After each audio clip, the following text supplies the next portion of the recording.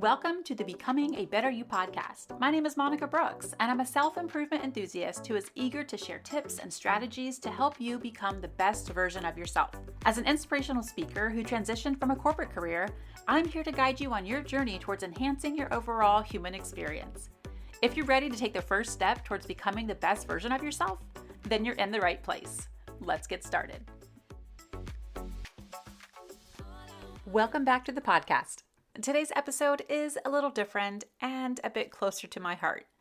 I'm going to be sharing with you the audio from a keynote that I gave at the Thriving Beyond Breast Cancer Gala, a nonprofit that supports young women diagnosed with breast cancer in their 20s and 30s. The work that Thriving Beyond Breast Cancer is doing by offering medical stipends, peer support, bringing awareness around young breast cancer, and building a strong community for women is truly life-changing. And it reminded me just how much of an impact we can have on each other's lives when we choose to show up, to give, and to care. This keynote was deeply personal, and I was really nervous. It was also emotional in preparing for it. But it was designed to leave a mark, not just on the room that night, but hopefully on anyone who listens. I called it Nobody Told Me. And my hope is that it moves you, not just emotionally, but into action. If you feel inspired to support someone going through a young breast cancer diagnosis, I'll drop a link in the show notes below. Because sometimes the smallest gestures can make the biggest difference. Let's get into it. Up next is someone who brings energy, heart, and wisdom to every room she enters. A dynamic leadership coach and national keynote speaker. Whether she's speaking to corporate leaders or community change makers, her message is always clear. Empowered women, empower lives. Please welcome Monica Brooks. Good evening, everyone. As mentioned, my name is Monica Brooks, and I am so excited to be here with you tonight. As Yolanda mentioned, I am a motivational speaker, but I am also a 6-year breast cancer survivor. So it's as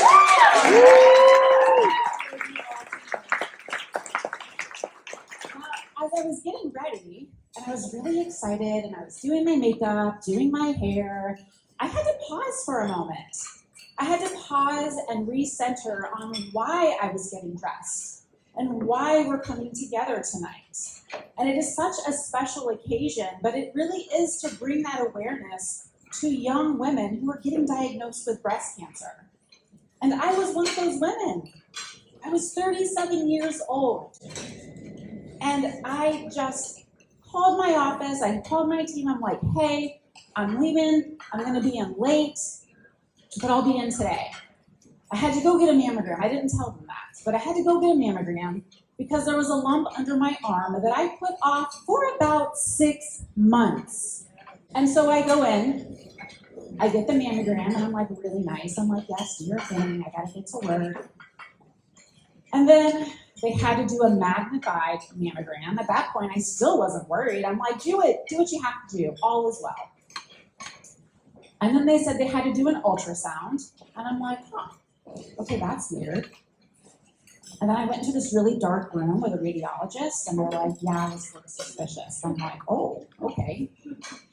Then I went upstairs to meet with my breast surgeon, talked to me, and she's like, are you doing breast exams? I'm like, yes. Yes, I am. I was too embarrassed to say no. And then I went downstairs that same day and had a biopsy. Needless to say, I did not make it to work that day. I left the house thinking I was a healthy person and came back home pretty sure that I had breast cancer. So being here tonight is an honor. I'm very thankful, but I want to also share with you what I have learned during these past 6 years that nobody told me. First and foremost, nobody told me that you can get breast cancer in your 20s and 30s. Like, it was not being talked about enough. Nobody told me the importance of family history. I had an aunt that had breast cancer twice, and nobody talked about it. And it's not just breast cancer, it is any cancer. is important to know for your family history. Nobody told me that breast cancer can impact fertility. I had no idea. And even though I already had my son and I did not plan on having any other children, my heart still aches today for the women who have been robbed of having children because it is so unfair. Nobody told me that with a cancer diagnosis, relationships will change. Some in good ways, they evolve and you realize who is in your circle. But you will probably be surprised to know how many relationships end. Friendships, marriages, they end for various reasons. But I've lost friends. But it was more of a clarity. I learned so much through cancer. I learned where my energy was going and where it could not be reciprocated back to me and people not getting back that same thing I was giving to them. So in some ways, it was just clarity that I received. And also, nobody told me that I was going to meet some really incredible people. This community has so many amazing women that want to be there to support you. I want to introduce you to one of those women tonight. Her name is Corrine. And Corrine and I met on Instagram, and that's a place where a lot of us meet. And we were instantly attracted to each other because of our energy, our positivity. And we were like, do you want a Marco Polo? We're like, yes. And if you're not sure what Marco Polo is, it is an app where you can leave video messages back and forth to each other.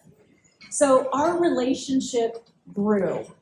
She was a great friend, and it was only through these videos that it was able to grow. But in August 2023, I picked up my phone. I had a polo from Corrine, and I immediately knew something was wrong. Corrine had been re-diagnosed with stage 4 metastatic breast cancer. It was in her leg, her back, her liver, her lungs, and her brain.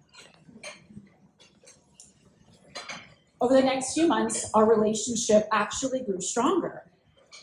I wanted to be that person for her that she could turn to. She would leave me videos in her closet, crying. She didn't want to make her mom or her sister worry. And so I became that person, and I knew I'm going to meet this girl.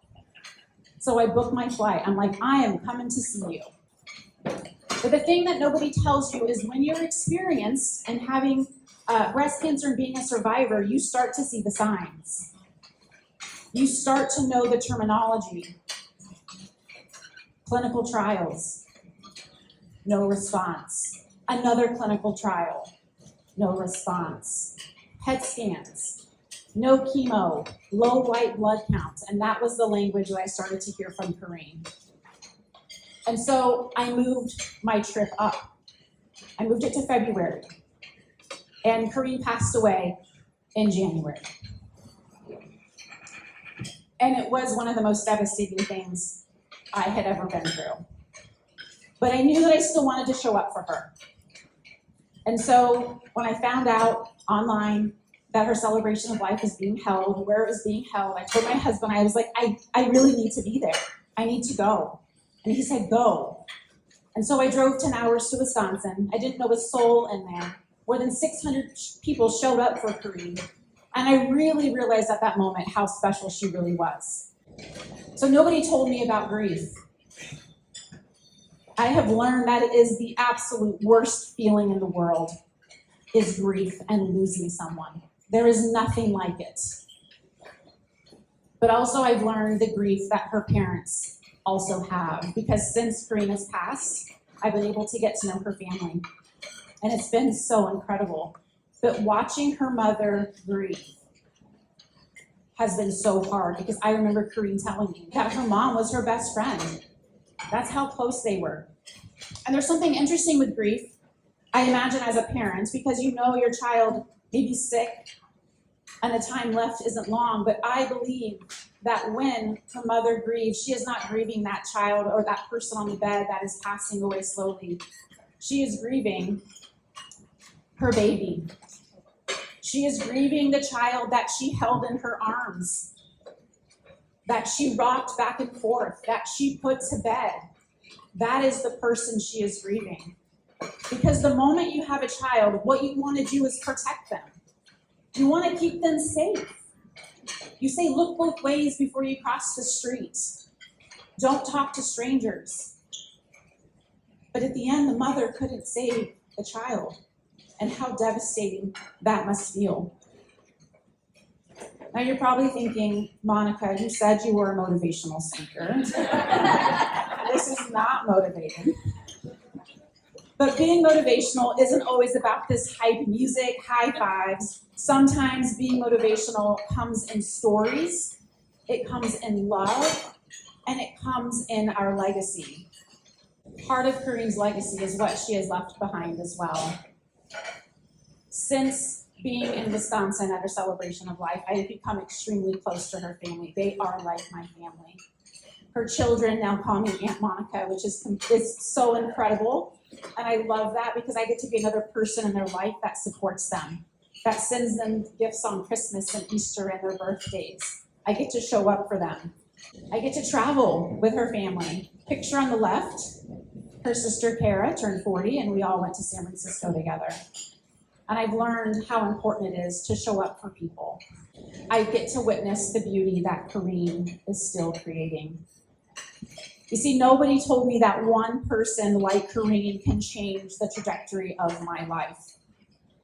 And that impact ripples into rooms that Kareen has never even stepped in, just like yours will tonight. Because tonight, you're showing up for people that you've never met. You are saying, I see you, I hear you, and I want to help you. And that is empowerment. So yes, tonight is exciting, but it is also very meaningful.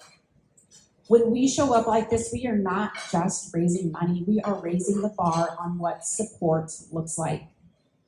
So thank you for being here, for caring, for reminding the world that one person can really make a difference.